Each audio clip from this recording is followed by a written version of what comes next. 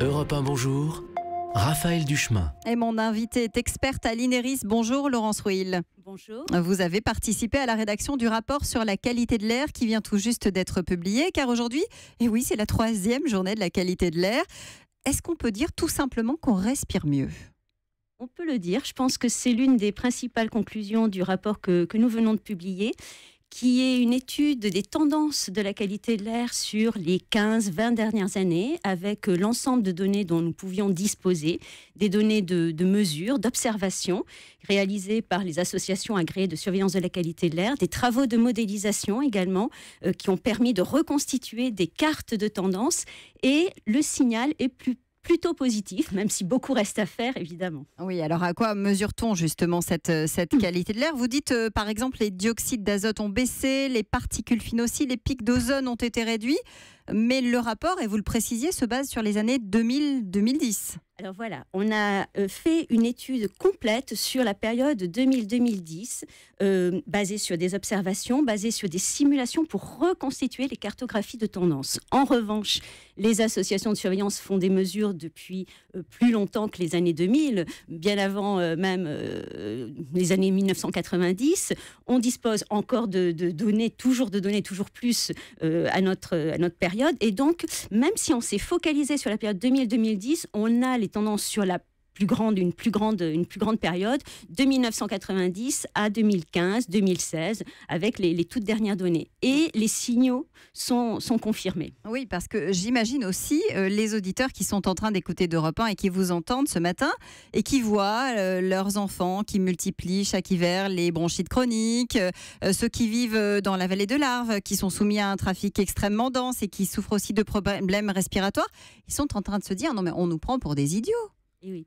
Alors, c'est en effet, le résultat de l'étude montre des tendances à l'échelle nationale que l'on a pu régionaliser avec ces simulations, ces cartographies, mais il est vrai qu'il reste des points noirs, des points extrêmement sensibles. Vous citez la vallée de l'Arve, c'en est un, où il y a encore des dépassements des valeurs seuils réglementaires.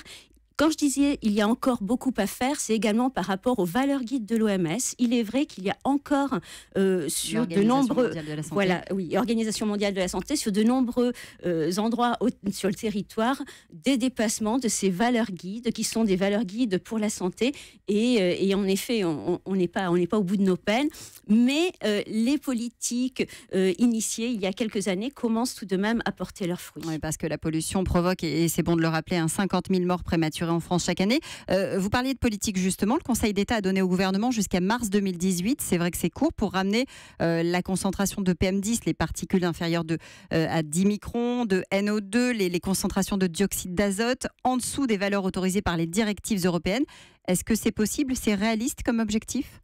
Alors, il y a cet objectif qui est en effet un objectif ambitieux. Il y a également un certain nombre de plans qui ont été récemment adoptés. Je pense en particulier au plan national de réduction des émissions de polluants atmosphériques, adopté avant l'été, qui va accompagner la mise en œuvre d'un certain nombre de mesures ambitieuses au niveau national. Et puis au niveau des agglomérations, il y a les plans de protection de l'atmosphère qui sont adoptés un petit peu partout en France et qui là aussi devraient accompagner ces politiques. La ministre de la Santé sera tout à l'heure face à Patrick Cohen sur Europe 1. Elle a promis, comme Nicolas Hulot, de prendre toutes les mesures qui s'imposent pour lutter contre le fléau de la pollution de l'air.